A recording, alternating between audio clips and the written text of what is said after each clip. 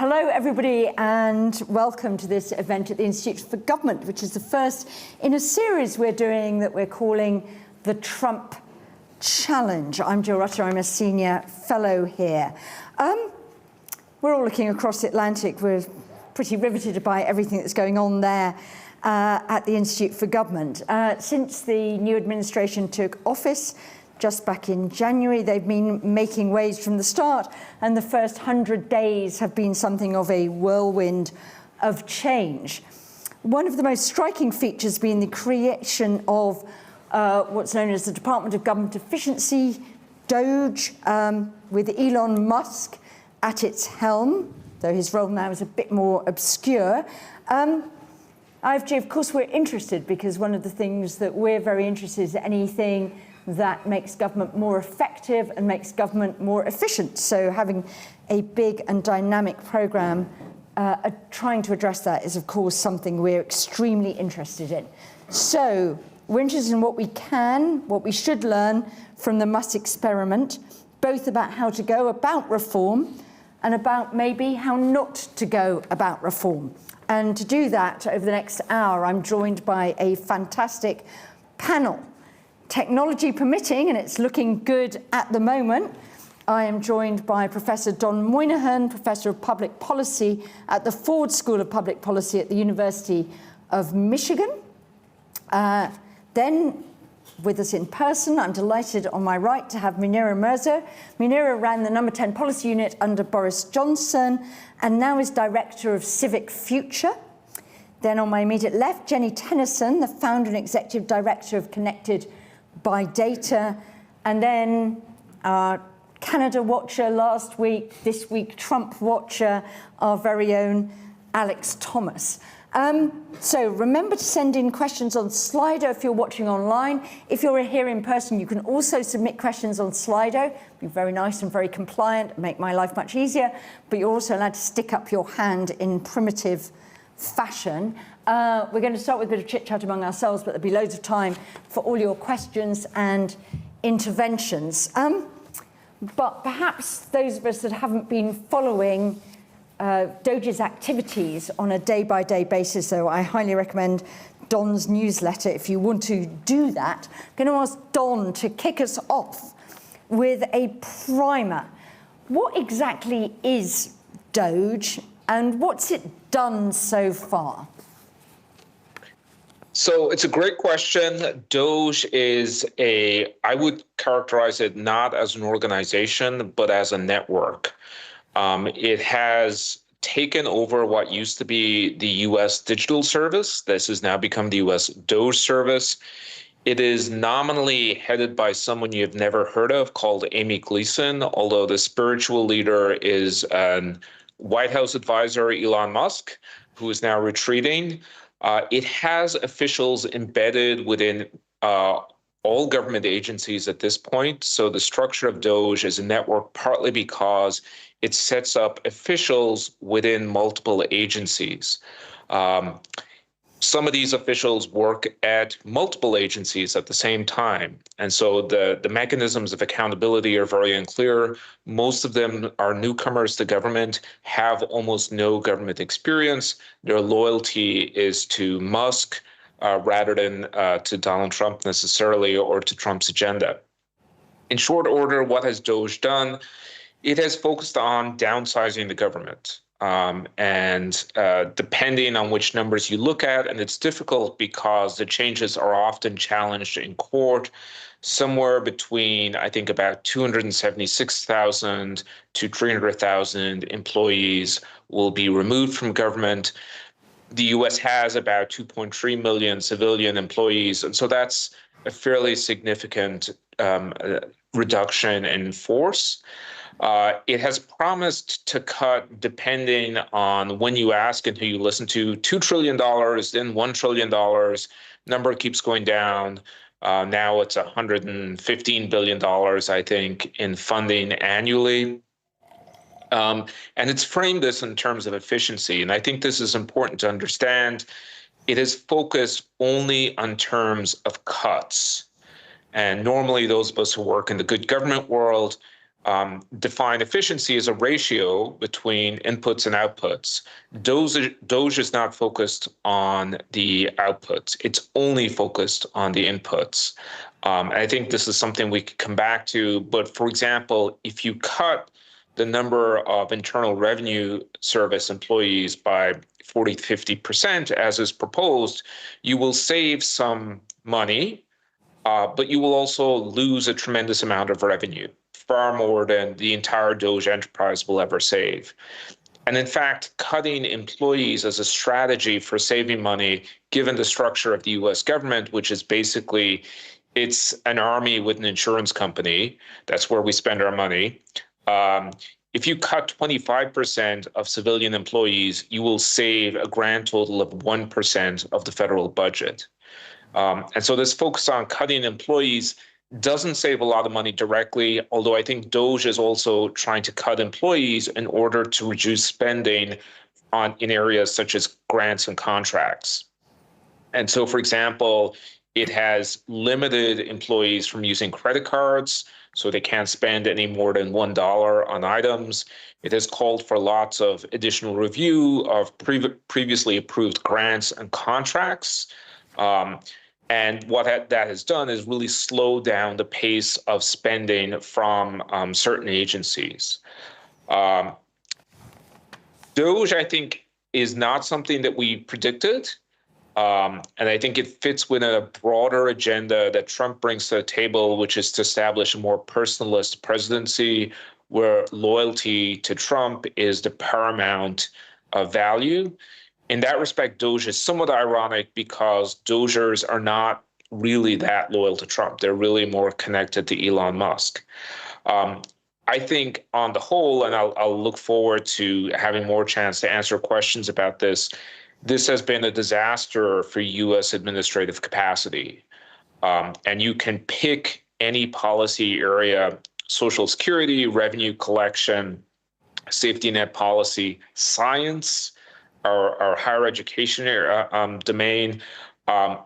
Anyone I have talked to inside of government has said this is just stopping us from achieving our mission. People are traumatized, they're engaged in busy work, they're worried they're going to be laid off. And I don't see a path that DOGE has laid out towards improvement. And so it's important to separate, I think, a little bit the myth of DOGE, which is there are some incredibly smart technologists who are going to come into government, disrupt things the way they do in Silicon Valley, and things will be better. I don't think there's any evidence that that is true. I think there was a great desire for that to be true, even among people who might have disagreed with President Trump. And I think there are other pathways where that could have been true. I think DOGE missed some real opportunities here, and I think can come back to that. But so far, after 100 days, the evidence tells us DOGE is not really interested in building government capacity. It is more interested in destroying capacity. So, Don, we've seen some areas where we've seen stories about sort of sackings, but then having to row back a bit and reinstate people. We always know that at the start of any US administration, unlike here in the UK, there's a whole welter of appointments to fill because so many of the layers at the top levels of the government are political appointees. We've also seen some of the things, and I think you talked at an event we had about impartiality, about President Trump's idea of transferring a lot of people who had civil service status, permanent civil service status, into a political class, making it easier to get rid of them. Have we seen big changes on those fronts? And, you know, are there any places where you could say, actually, DOGE came in, they shook things up, got rid of some people, they've reinstated the people that they are now decided were necessary, so actually they've managed to, through a bit shock and awe and a bit of a bumpy time, right-size some departments which had basically just been sort of lurking on in a sort of slightly sort of moribund, everybody's here and it's always the same sort of way, which maybe quite a lot of ministers think our government runs like? So I think the short answer is It's incredibly confusing. And so here's like the 60-second primer. The US has about 4,000 political appointees. And so unlike UK, the top 4 to 5 levels in any agencies are people coming from outside of government, often with very limited experience of working in government. The Trump administration, through Schedule F, wants to expand that number to about 50,000, maybe more, political appointees by turning some career civil servants into political appointees. And they've already done that with the senior executive service. They're now implementing a new rule to expand tens of thousands of more career officials. So imagine you're a career employee, you're now involuntarily a political appointee, and you can be fired at the will of the president. So put that to one side. At the same time, DOGE has looked for any legal and sometimes illegal avenue it can find to fire people. So if you're a probationary employee, which means you're new to the government or you're switching jobs within government, you lose your civil service protections for a period. DOGE has fired most of those employees. DOGE has also encouraged, I think something like 76,000 people have taken voluntary resignation. I would use voluntary with scare quotes because many of those people are leaving jobs that they love, but they felt like I'm either going to be fired or the workplace has become incredibly toxic. And the next stage we're seeing unroll now is reductions in force, where the president has legal authority to fire people in cases where there are changes in the way in which work is done. And he can say, well, this is not going to damage the quality of government, but I'm going to get rid of some people here. These are going to be much more legally contested, but potentially there tens of thousands of additional people could be fired. One thing I would have said beforehand is, people with civil service protections are going to be mostly fine. And that has not proven to be the case. That your civil service protection has proven to be much less of a shield. You could be put into the political appointee slot. You could be reclassified for reduction in force. Something that did not happen in any prior administration is the mass use of administrative leaves. So if someone disagrees with you, say a lawyer, this is a case that happened, gives a memo to someone in DOGE saying, I think what you're doing is politically risky. Please just sign and acknowledge some of the political risks that I'm laying out here. That person is then put on administrative leave. They're still being paid, but they can no longer return to the office.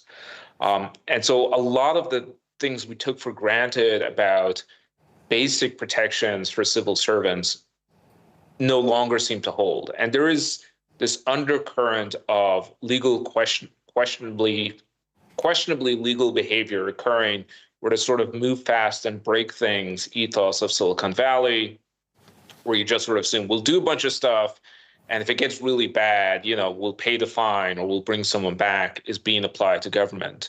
I think it doesn't work quite as well in government as it does with a tech startup, but it has certainly shaken things up. The final thing I will say is the size of the US government in terms of number of employees is much the same as it was in the 1960s. So the government is doing a lot more. It's serving many more citizens, but it still has about 2.1 to 2.3 million civilian employees. And so the actual growth of government is not happening in government. It's happening in the contract workforce. That's really interesting. I'm going to come back and ask about what impact this is having on real people, as we might know them. But I want to go first on this. Munira, I did a Google search on Kemi Badenoch and DOGE and found her quoted in February saying DOGE isn't radical enough.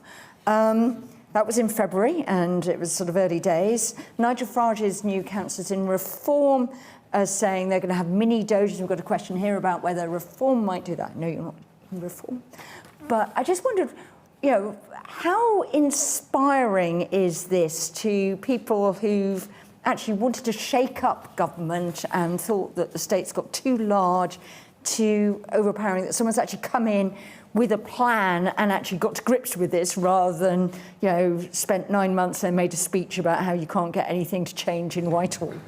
Well, the current Prime Minister, for one, has said, that. And, I think what's really striking is when DOGE was first announced, how many people on the right, which you would expect, but also on the left, were interested in it. And people on the left have maybe in think tank circles, talked about insurgent government, the idea that actually we do need to shake things up a bit.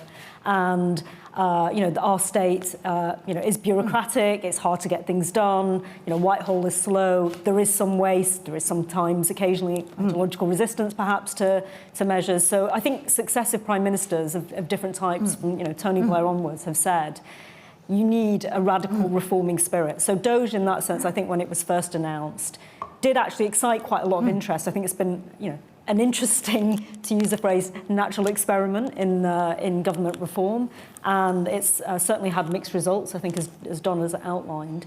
The UK, what lessons can we learn from the UK? So the UK, I think, is in a very different position to the US in that our system of government and our particular constitutional settlement is quite different, in that the executive branch of government has historically and traditionally had much more power than a US president has. So a British Prime Minister, as long as he or she commands a majority in Parliament, can actually influence and make significant changes. It can, they can close down departments, they can open new quangos. They don't, as long as they have support from a majority of parliamentarians, they can do a great number of things.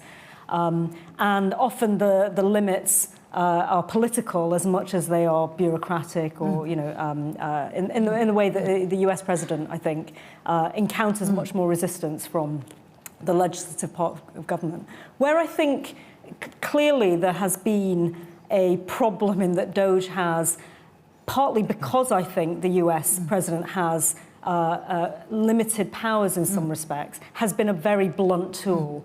And this approach of closing down entire agencies or doing wholesale big sweeping changes is partly, I think, because they are not taking forward a more granular approach, because I think they feel they need to move fast, because they're actually constrained in the way that a UK government doesn't need to. The UK government, I think, can afford to be granular and can take time to look through the important roles in different departments and agencies, can afford to be more deliberate in its design and where it makes cuts and where it might strengthen state capacity. So I think we have some advantages compared to the US. Some of the criticisms that have been made about the US state, I think, are in the US they talk about the administrative state. They talk about a kind of managerial class of unelected bureaucrats who make decisions that are out of touch with what the public want, and politicians make promises that they can't keep. And I think that critique has been heard a number of times in the UK, and there is some truth to it. And it's partly a matter of political will that UK prime ministers have, for political reasons, not wanted to make certain changes. It is partly also, I think, that the traditional kind of separation between the judiciary and the courts and policy making has also broken down a bit in recent years. There is much more judicial activism. Courts are much more involved in influencing how policy is developed and implemented. We've got quite an active discussion now about the influence of, say, human rights legislation on immigration. So I think that there are some similar critiques, but ultimately, a prime minister in the UK can make a lot more changes and can do them with a degree of authority. I think that perhaps is different to the US. So just going back to Don, Alex and Jenny, I'm going to come to you, but in the UK, you were mentioning the IRS changes and the potential. I've got an email from a message from a friend in the States. Son's just lost his job working on a modernisation of the IRS. He says basically they want to starve the whole thing of cash. But normally you'd expect the Treasury in the UK or the Budget Department to be a bit worried if the government was making deeply foolish cuts that were basically going to end up with ballooning debt. We've seen a bit of Treasury restraint on some of the trade policy, maybe with Scott Bessent inserting himself there, but is there nobody making the case for, whoa, is this really good stuff and things like that? I mean, is Musk Trump so powerful that there isn't pushback internally in the administration, or is the president, does it just not matter? I think there is some pushback And to give a specific example, so IRS is now on its 5th head since January, so 5th director of the Internal Revenue Service since January. One of those heads lasted 2 days after the Secretary of the Treasury, Scott Bessent, discovered that Elon Musk had appointed an acting head to IRS. And they had apparently a verbal altercation in the White House about this because the Treasury very clearly gets to appoint these positions. So there has been some pushback. I think there are a couple of things that are maybe different from a normal governing regime. One is there's just deep distaste for the IRS on the right in America, and in some ways undermining the capacity of the agency is almost equivalent. It's seen as almost equivalent to giving a tax cut to high-income earners. And so the cuts started in IRS among teams that focused on high-income earners and auditing those earners. And so every dollar that's spent on those teams generates somewhere between something like $7 to $12 in revenue returns. So from a revenue perspective, it makes no sense whatsoever. But it does make sense if your primary goal is to undermine an agency that you see as being too intrusive upon high-income earners. And so I think there's partly that ideological distaste for the IRS. There's also a broader aspect of DOGE, which is just this massive delegation of governing decisions outside of the traditional hierarchy of the agency. So you have Musk and you have 23-year-olds shutting down USAID, making these dramatic changes, which really are policy changes, with very little pushback from Trump or from the agency heads. Now, I think that'll start to change as Musk steps into the background. But to me, this is one of the things that has been so extraordinary about the current moment is these really, really large policy, impactful decisions have been made by people who have not been in government before, will be out of government in 6 months, and will have these long-term effects where the cabinet secretaries, some of which are just newly appointed, but they just haven't defended their ground. They haven't defended their turf. And Trump simply doesn't seem to care about the management consequences down the line. He just sort of assumes that this is good, and Musk is cleaning house and reducing fraud. Alex, you've been skeptical about DOGE. I think it's fair to say, but as Munira said, actually, there were quite a lot of people, even on the left, who thought finally someone's come up with a model that can shake this sort of sclerotic state. Do you see any positives here? And and actually, how might you turn some of this model into something that actually could perhaps do the more sort of granular work that Munira was talking about? Do you see a merged DOGE 2.0 that could work in the UK context? Yeah, I'm not sure I see that happening in the US, but I mean, listening to Don thinking about someone sacked after 2 days, is that a fifth of a Scaramucci? That's, and I was thinking, surely that that couldn't happen in the UK, and then I remember the length of some recent ministerial tenures. But but positives. I mean, there's loads of really interesting things to try and pull up, but I mean, frankly, I don't think there are many positives from what DOGE has done in the US, and I think it's important just to sort of call that out. You can think, Jill warned me she was going to ask me about positives earlier to try and put me on the spot, but so I was thinking about it earlier today, and I do think Don will be better able to speak to this, but given, I agree with what Munira said about the differences in the sort of the perma bureaucracy and the perma state between the US and the UK, and I do think an opportunity to shake that up, and certainly some of the sort of, you talk about the military-industrial complex in the US, there's a sort of contractor bureaucracy complex as well, and I think if there is a sliver of something that is going to come out of really kind of shaking things up that's positive from what DOGE is actually doing, it's a disruption to some of those well-established and perhaps not very effective, not very efficient contractor relationships. So perhaps there is a case there to sort of burn it out and start again. But in order to think about how you might apply some of this to other contexts, particularly thinking about the UK. And of course, I completely agree with what Munira said, which is bureaucracies absolutely need consistent and firmly applied pressure to improve, reform, to change. But I think the problem, and this goes to what I think Don was saying, but to try and draw it out a bit, is there are so many different things going on with the Musk-led DOGE in the US.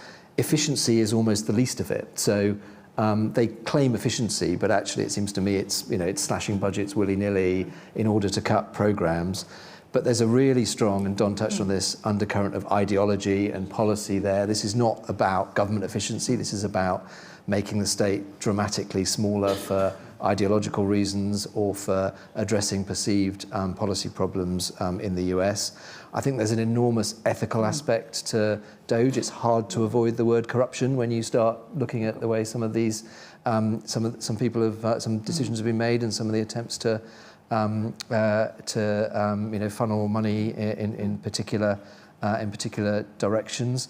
Jenny will talk more about this, but I think there's an enormous data harvesting thing going on, which I'll leave to you, Jenny. But that's part of this. Nothing to do with efficiency. It's to do with drawing lots of data together. I think there's an enormous political project about targeting enemies and intimidating people and frightening people, which is happening across the United States administration, but is exemplified by DOGE. And it's sort of only then, when you've gone through this horrifying list of factors and objectives, you get to actually making the state more effective. So yes, I have been critical of DOGE, but the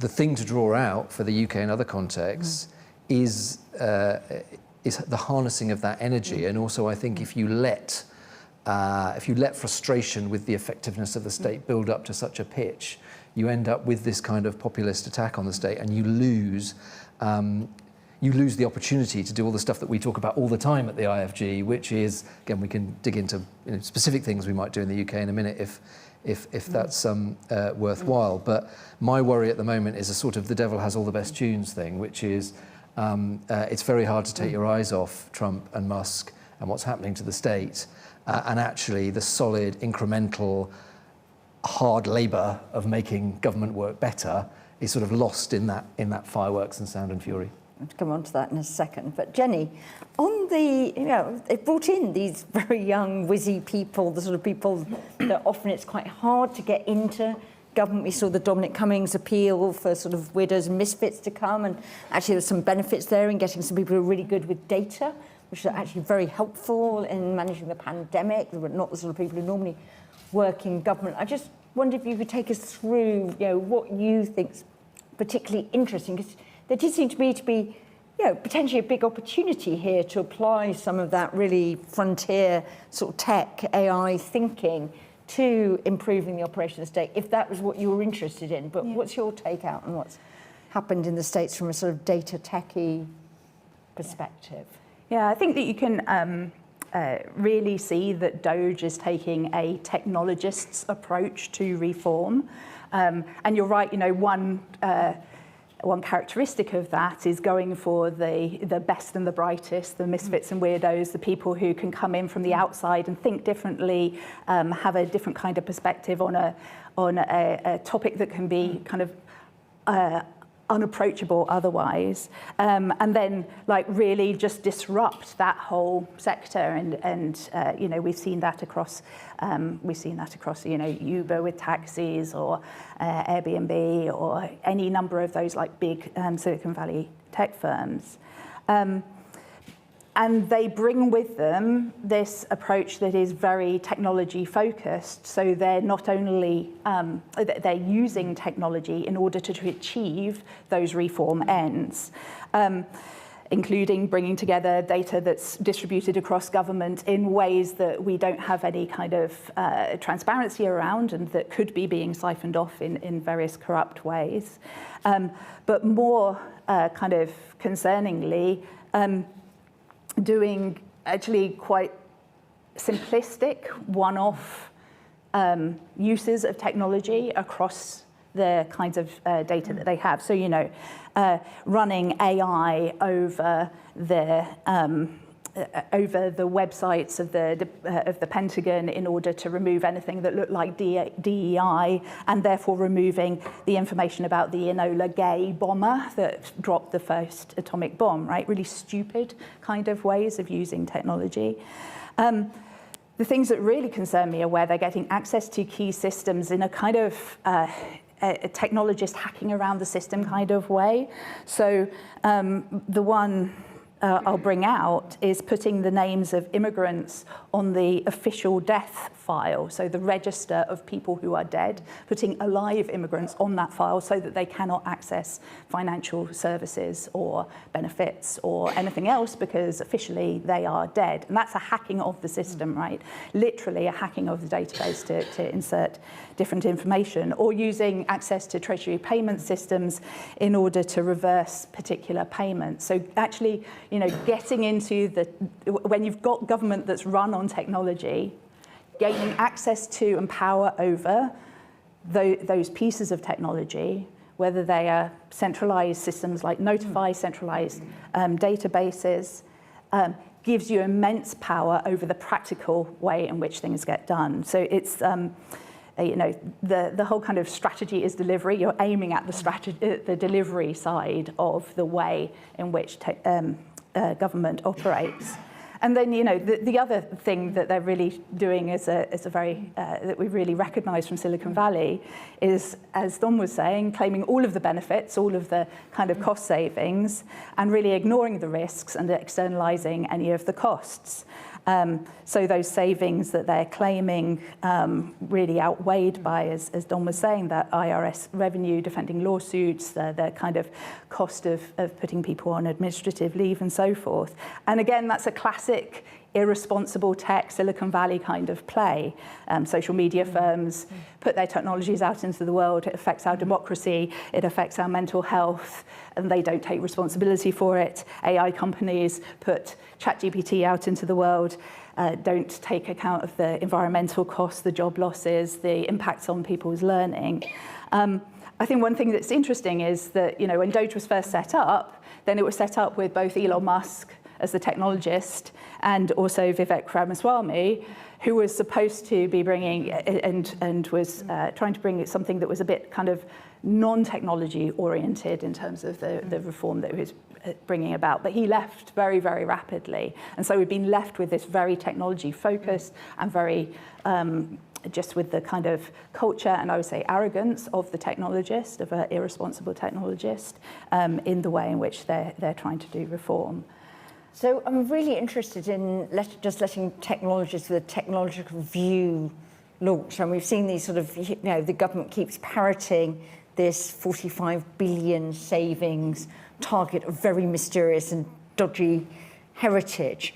I mean, to you, I'm going to come back to Don on the States, but to you in the UK, does this experience of actually what, you know, a few focused people can do suggest we've got sort of adequate protections of some of the things that we have in the UK if a government, you know, is very keen to harvest some of the benefits and let people who maybe don't fully understand all the nuance of government and accountability and things like that loose on a system?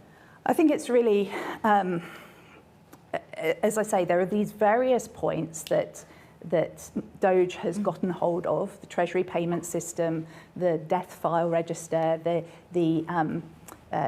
equivalent of Notify, which is a service that sends out notifications.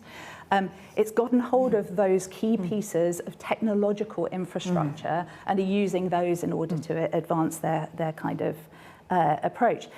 I think an interesting question for those of us who want to see technology being used responsibly by government is, how do we secure the kinds of systems that we are building so that that kind of thing can't happen here?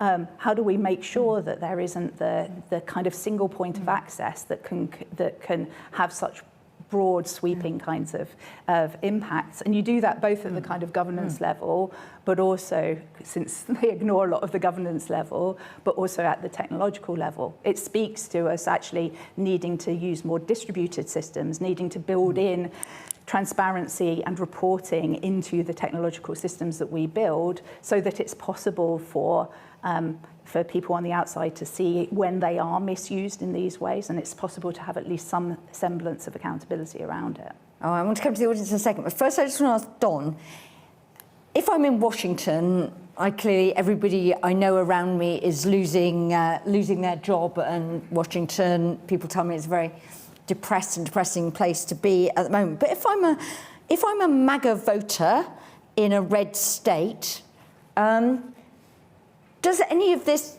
do I notice anything's changed as a result of these activities yet? So am I thinking, oh, I'm not sure that's quite what I voted for when I thought this Mr. Trump would be a good person to come back for a second term? I think if you're a voter that supports President Trump, the most benefits you're experiencing are psychological benefits of owning the libs. You're not seeing any real tangible benefits in terms of improvements of service quality. And in fact, at some of the town hall meetings where Republicans are going out to their districts, they're getting a lot of feedback because there's a few reasons. One is that about 85% of federal employees do not live in the DC region. So they're scattered across America. About 30% of federal employees are military veterans. And those are, fairly broadly popular group, many of whom are being laid off. And so there's partly the effects on employees. Also, services are getting noticeably worse in some areas already. Social Security delays, difficulties in getting anyone on the phone, getting an appointment have increased a lot, partly because of cutbacks, but also partly because there's a deep sense of fear among Social Security recipients about what's going on. Like DOGE is driving people to go to field offices because people are worried that their benefits will no longer be there. You mentioned earlier IRS and someone who's laid off working on modernization in IRS. Tangible products that IRS was building, like direct file to make it easier for people to pay their taxes, have been eliminated. And this was sort of the good tech making life easier for people. That was a great example of a project that was developed along those lines. It's the sort of thing people hoped DOGE would do. That team is gone. That product is gone.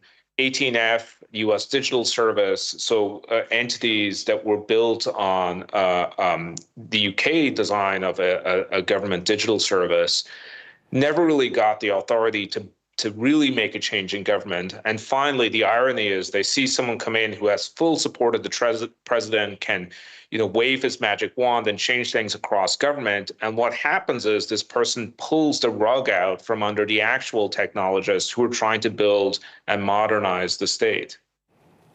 Okay, let's go to some questions in the audience. If there's anyone who wants to ask a question, please put your hand up and I will take them in threes. And miraculously, we have 3 people who want to ask questions. So let's start here, and you can tell us who you are. Hi, I'm Robert Hansard. I'm from Cancer Research UK. In the spirit of productivity and efficiency savings, health service systems in the UK, like ICBs and cancer alliances, are being asked to radically streamline bloated management, which does seem to be resulting in cutting back frontline service provision.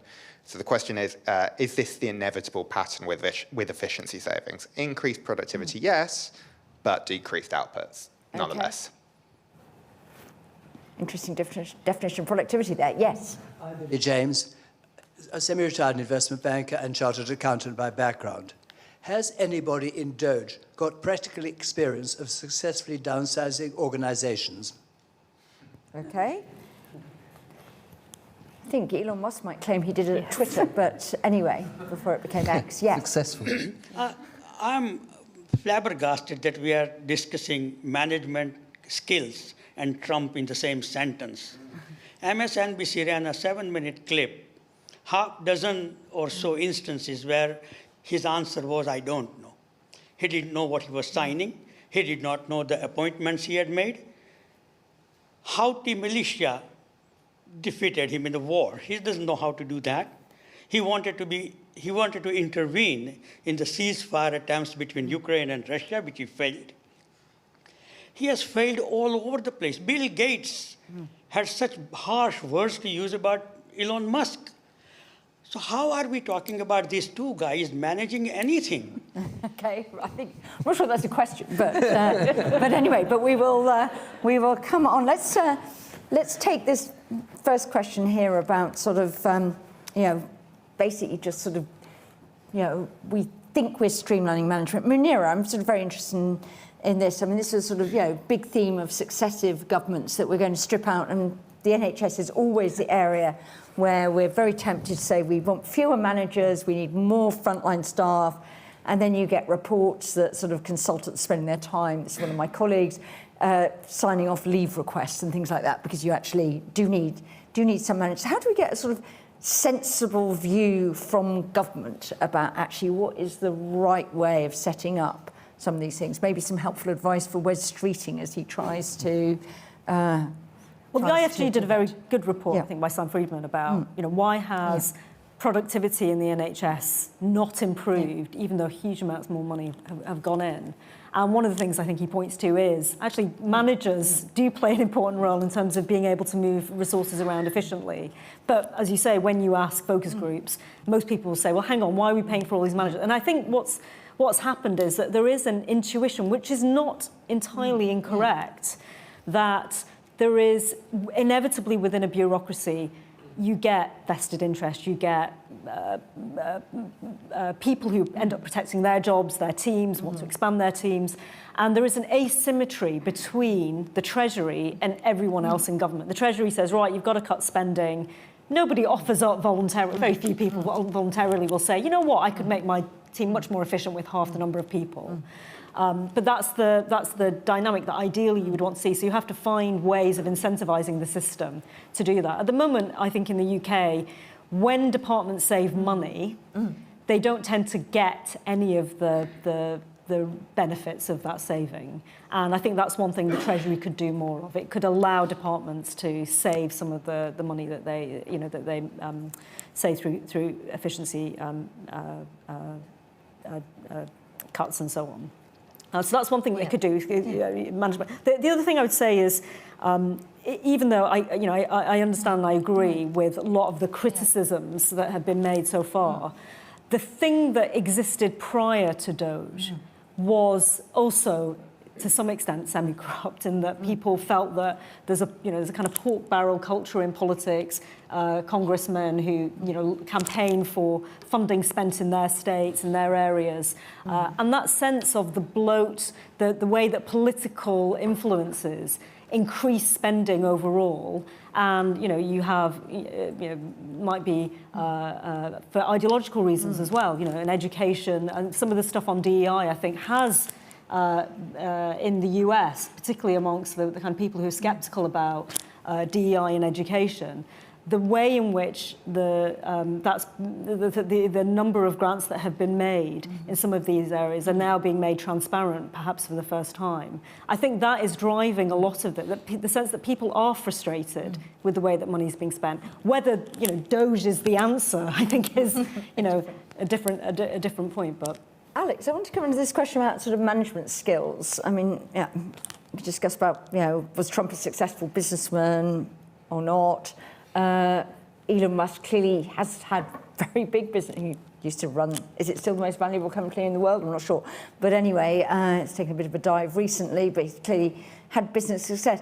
Does any of this tell you actually about, the sort of the business approach to reforming government? Because one of the things that we very often see is ministers coming in and saying, actually, to all these bloody bureaucrats, ministers who've been political advisors, never run anything in their lives, which is true of an awful lot of ministers. All we need is a bit of business-like thing. I mean, is there anything to be learnt from a bit more of a business approach, a bit more of a startup approach that we're seeing in the US, or is it all warnings about actually government is much harder than running a business, and in a business, if you screw up, you go out of business and someone else replaces you, and government's not quite like that? Well, government's different to running a business, isn't it? I mean, and to your point, how to make a billion or start with 10 billion, I suppose, is the thing there. I mean, just come to that, just on Munira's point there, I think about, because it just extends what I was saying about sort of the categorization of things that DOGE is doing, that the Trump administration is doing. There is nothing wrong with it. You can agree or disagree with the policy, but shutting down the Department for Education, or even some of the, you might query some of the ethics around it, the way they're doing it, but changing the basis for USAID or USAID, those are policy decisions that governments are entitled to make. So I do think it's really, to your point, Munira, exactly about it's important not to let some of the criticisms of DOGE and the Trump administration sort of obstruct from the fact that it's really important the governments can make policy decisions and can kind of get to grips with the system. But anyway, before going off on that, to your point, Jill, I mean, I think it's really it's very, very difficult to just sort of lift and shift and transplant kind of running a private sector company into government. So I think there's a temptation sometimes for ministers, whether they've close to business or have seen businesses, have been working in the private sector. There's a temptation sometimes to say, well, just let's just apply the private sector model. And I don't think that works in government, but I do think absolutely that you can draw out private sector disciplines and apply them in the public sector, which does go a bit to that question. I just think DOGE and Musk are doing absolutely the wrong ones. So, for example, we've been talking recently about how you might do a sort of program of compulsory redundancies and compulsory exits in the civil service. So you don't spray around randomly by just happening to get rid of the people who happen to be on probation, who might actually be some of the most creative, innovative and cheapest people in government. You have a proper regular program of people who are either made redundant or exited on a compulsory basis, based on a proper analysis of their performance. And if that happens with regularity and with a certain kind of target to hit, that will incentivize managers to get rid of the lowest performing people. Similarly, the flip side of that, Musk has brought in a sort of small gang of some people, many of whom may be absolutely brilliant, but based on kind of allegiance to him and sort of personal whim. Civil service and governments need to get much, much better at hiring excellent managers from outside. So the problem in the NHS, yes, is a lack of management, but it's also a lack of good management. So applying those disciplines of really focusing on the skills of the people that you need, bringing them in more quickly and less bureaucratically, and getting rid of the people that you don't want or need, for example, is one of the things that I think really would be a transformative reform in the UK context, and so is a sort of, in that sense, I suppose, a lesson that we can learn. Okay, Don, I've got a million questions. Well, I haven't got a million, but I've got some questions that I'm going to put to you that have come in online.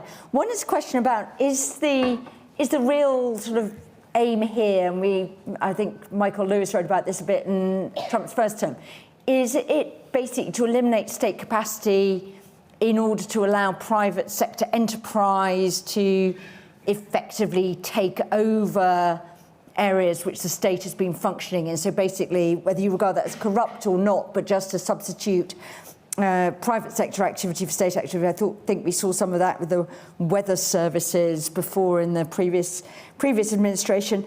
And just a bit of a question about the sort of political reaction. I mean, Congress seems to be relatively sort of powerless. We've got a couple of questions here, though, about, will this sort of lurch when we see a different party gains the presidency or maybe takes control of Congress in the midterms, and whether, going to Jenny's point, there is any sort of sense among US lawmakers that we need to be thinking about new regulations, new checks and balances to stop this sort of thing happening in the future. I don't know whether we're seeing any interesting thinking coming out of any Democrats yet on that, particularly on some of the sort of tech risks Jenny identified.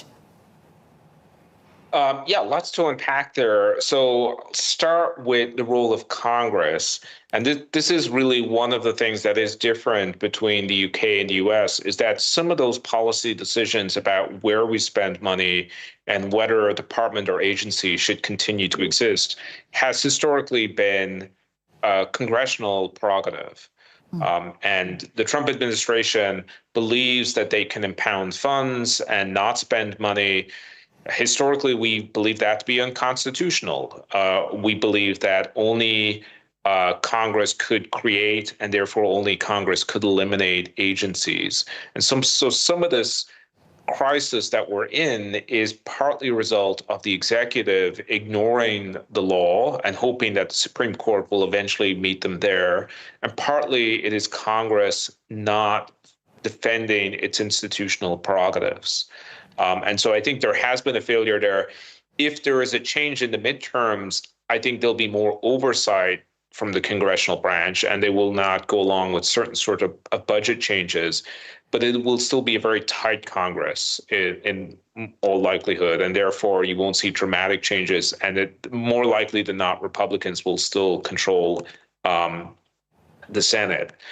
In terms of new ideas, I think there are a couple of themes that you're starting to see emerge. One is I've been studying the civic tech movement inside of government and their ethos of how do you make government work better. And a key lesson there is that some of the private sector talented tech people want to work in government, not for the paycheck, because they'll never get the same paycheck they could get in the private sector, but because they're attracted to doing meaningful work that can help millions of people. And if you take that value proposition off the table, it's going to be very difficult to attract them back into government in the future.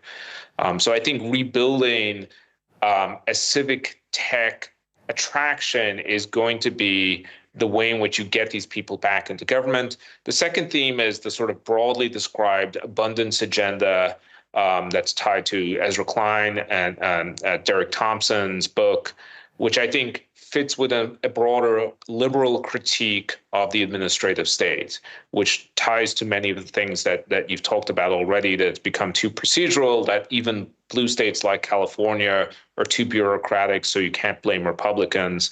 And I think that's a very reasonable critique, and it offers some solutions for how progressive administrations can become less bureaucratic and just get more stuff done. It doesn't answer the current moment. And so we have to sort of see what happens, whether burn it all down and then we'll rebuild in 4 years will be a viable pathway. I'm skeptical that it will, partly because it's very difficult to build capacity. It takes time to build that up over time, but it's quite easy to damage it. And so I think the rebuilding process will be much more painful than we realize now. And Don, I know you've got a hard stop at 6. Just wanted one last question to you before I get all my British-based panellists to tell me actually how we do reform the state if we're not taking this as our absolute blueprint template. Where do you think we might see, are there areas where we should really be worried with international implications about potential state failure in the US? What's your canary in the mine that we should be looking for? We've seen sort of rather scary stories about should you fly to Newark in the New York Times today, worrying for anyone about to fly to the US. But where do you think this might sort of, really manifest itself? Maybe be a bit of a wake-up call that actually government sort of mattered?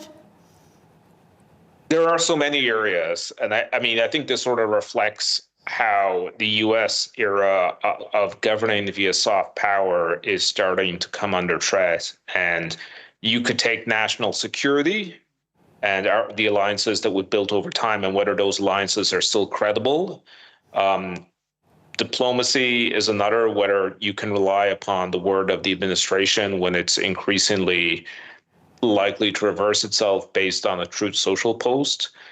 There are other areas. I would pick higher education and science as one, where traditionally the U.S. has invested. I think the EU proposed that they were going to spend something like $500 million in sort of new science spending to attract and scholars from the U.S. and rebuild U.S. science. And that's 2% of the National Institutes of Health's budget.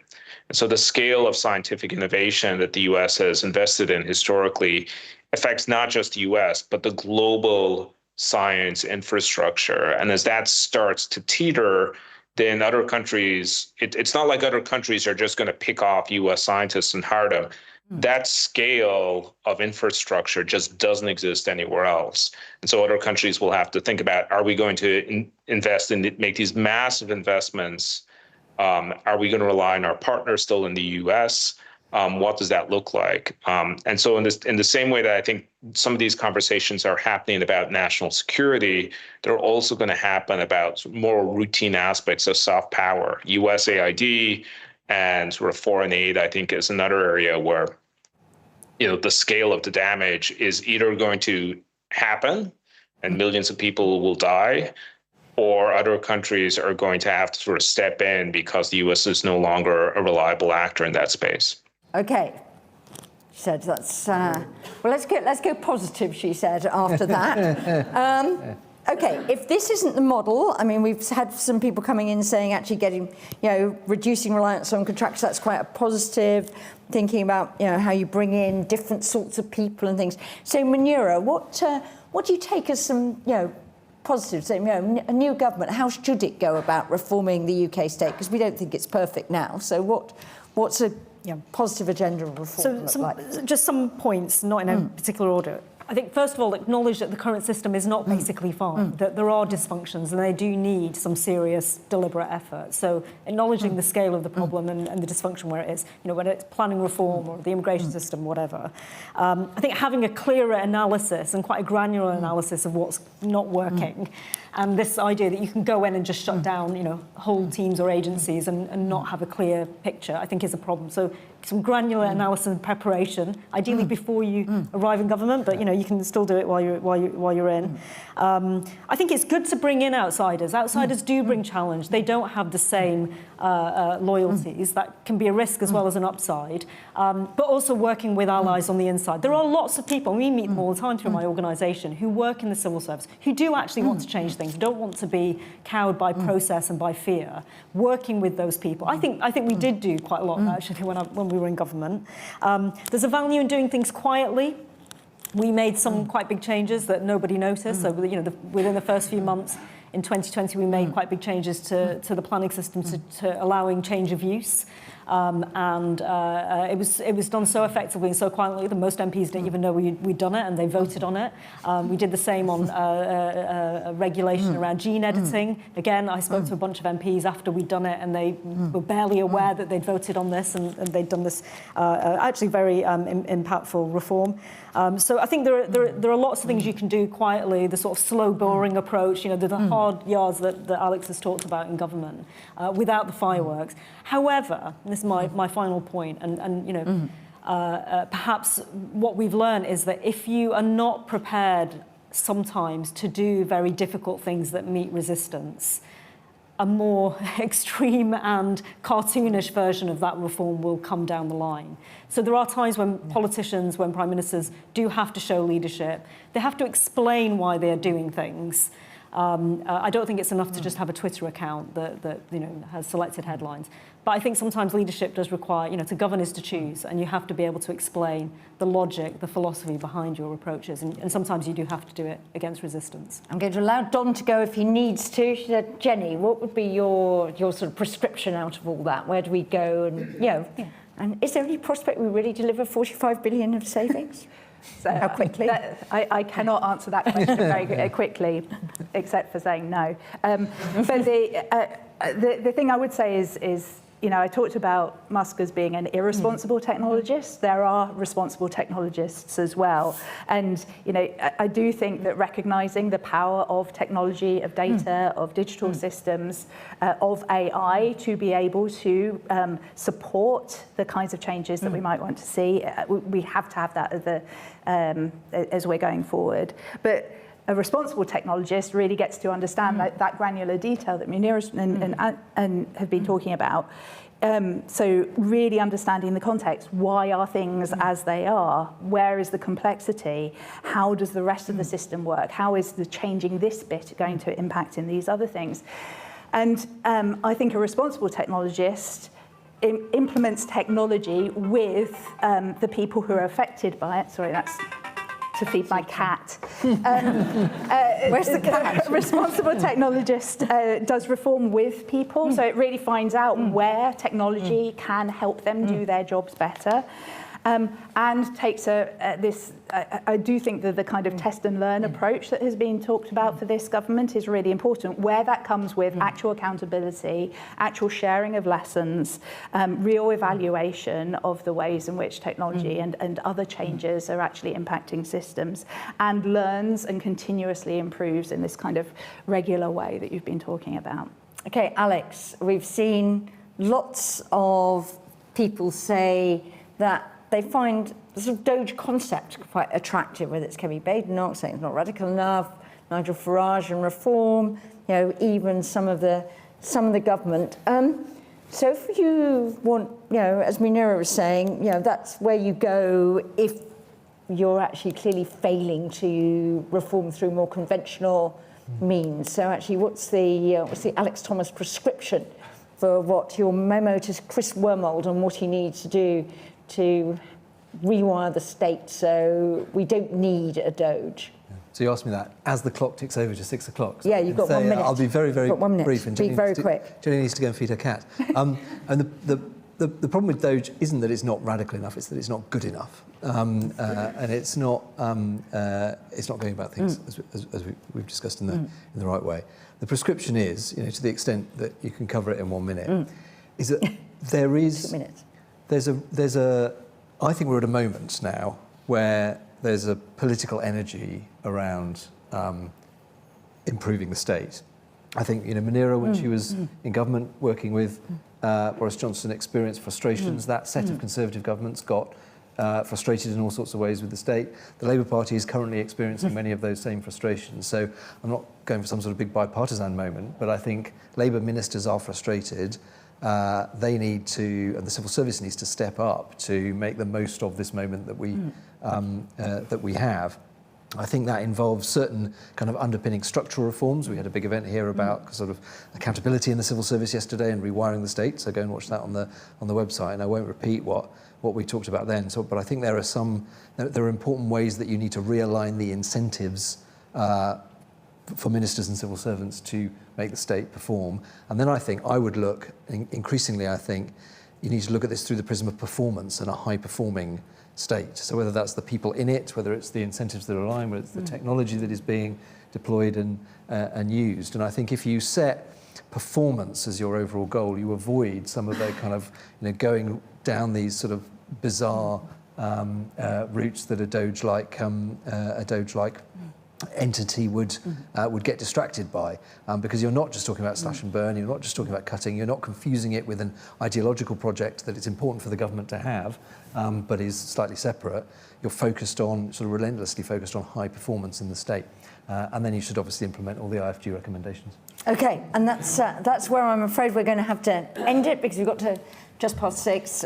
Jenny's cat is now starving. Right, sorry about this cat. Anyway, but anyway, so we're going to stop it there. This was the first in our series around Trump challenges. We're going to do more, assuming the demand is there, because we're very responsive to demand, looking potentially at impact on foreign policy, national security, the way in which they're using trade policy, which changes by the minute.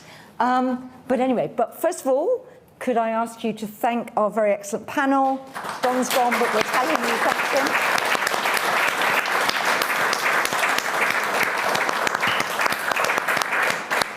I think there may be drinks next door, I'm not sure, but our director of comms there will buy you a drink if there isn't one. And remember, you can watch this or listen to this again online, but thank you very much. That was really, really interesting. And we will thank Don by email. He had to go. Anyway, thank you all very much.